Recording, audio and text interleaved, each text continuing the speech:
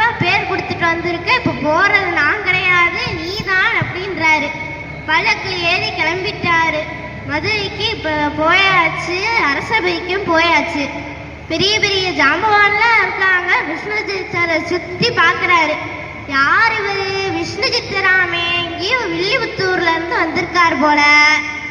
சரி என்ன செய்யறாருன்னு பார்ப்போம் அப்படின்னு எல்லாரும் விஷ்ணு சித்தரையே சுத்தி பார்த்துட்டு இருக்கார். எல்லாரும் பரதத்துவத்தை நிர்ணயம் பண்றாங்க. பாண்டிய மன்னருக்கு எதுவுமே திருப்தி ஆகல. விஷ்ணு சித்தர்கிட்டன்னு வருது. வேதமெல்லாம் அப்படியே வாயில சஸ்தமா வருது. பெரிய பெருமாளே நாக்குல போய் உட்கார்ந்து சொல்றார், பரதத்துவம் நான் தான், பரம்பொருள் நான் தான் அப்படின்னு பெரிய பெருமாள் கிருஷ்ணாவதாரத்திலேயே நிர்ணயம் பண்ணிட்டார். அம்மா கண்ணன் மண்ணை தின்னுட்டாமான்னு பலராமர் கையை பிடிச்சிட்டு இழுத்துட்டு வரா. டேய் கண்ணா, என்னடா இது, டெய்லி ஏதாவது சேட்டை பண்ணிட்டு வந்துடுறியேடா அப்படின்னு வாயை திறந்து காமிடான்னு.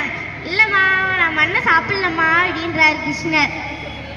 டேய் பொய் சொல்லாதடா, வாயை திறந்து காமிடா அப்படின்றாங்க. இல்லம்மா மண்ணு சாப்பிடலம்மா அப்படின்றாரு கிருஷ்ணர். டேய் இப்போ பொய் சொல்லாத, இப்போ நீ திறக்க போறியா இல்லையா அப்படின்றாரு. வாயை திறந்து காட்டுறார். அகில லோகமும் தெரிகிறது. கடல், மலை, கள்ளு, ஜீவராசிகள், பசு, பட்சி, மனிதர்கள், ஆயர்பாடி எல்லாம் தெரியாது. இப்பதான் அதிசயம் நடக்குது. அங்க ஒரு யசோதாமா கண்ணனை திட்டின்னு இருக்காங்க.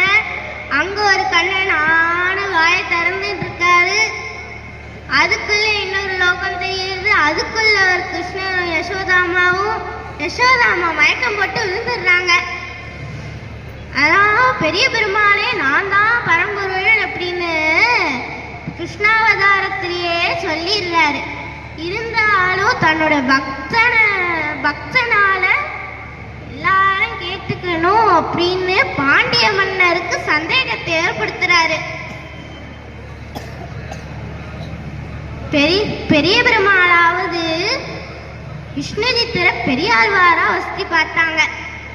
அப்புறமா பாண்டிய மன்னர் யார் பரதத்துவத்தை நிர்ணயம் பண்றாங்களோ அவங்களுக்கு ஒரு பொற்கிளி அப்படின்னு ஒரு கிஃப்ட் வச்சிருந்தாரு. அந்த பொற்கிளி, அந்த தங்க காசு மூட்டை அப்படியே பெரியாழ்வார் விஷ்ணு சித்தர் திருவடியில வந்து விழுகிறது. பாண்டிய மன்னர் சொல்றார், விஷ்ணு சித்தரே உங்களுக்கு எப்படியாவது நான் உங்களை பெருமைப்படுத்தணும் அப்படின்னு பாண்டிய மன்னர் சொல்றார்.